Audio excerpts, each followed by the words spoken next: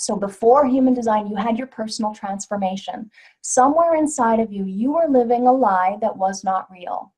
I could go on for days about my many lies that I lived that were not real. We could maybe talk about at some point in the future when we get to these particular centers. But somewhere inside of you, you've made this shift because you're here. You've recognized the value in this material. You're here for a reason.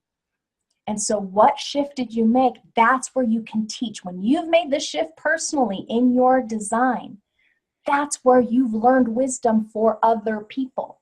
In the openness is where the wisdom lies for other people, not for you to make a decision, for them. Does that make sense to everybody? So this is the place that I want you guys to move to. And I love, love, love this. In BG5, I created a profit potential certification program with Karen. And we were looking at Rahu and Ketu, the North Node and the South Node. On IHDS, there's actually a blurb of Ra talking about Rahu and Ketu. What do you notice about Ra's name? Rahu. Rahu is the North Node. Isn't that interesting? Rahu and Ketu. So I borrowed this phrase from Jyotish, which is the Vedic astrology, which of course human design incorporates. It incorporates all kinds of astrology, Vedic being one of them. Vedic astrology is called the science of light.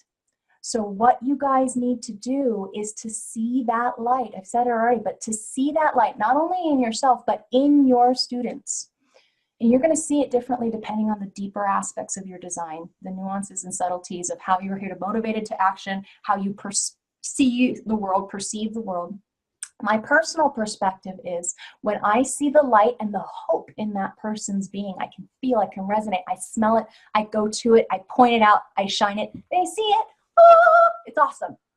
You know, it might only last for a brief moment when they're emotional. For that moment, and then next week, we got to remind them again.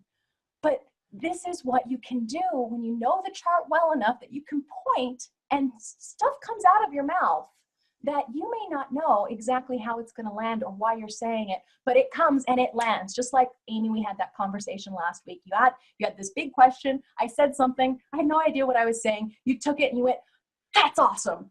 Like that landed, you know? That's part of what I'm here for. I'm here for crosses of Maya, 4232. You see my design, 4232. It's part of how we're on the fractal together. So just trust. You're not going to be able to cognitize and see all of the different reasons why you say what you say, but begin to trust what comes out of your mouth to shine that light, to see that, for me, it's hope.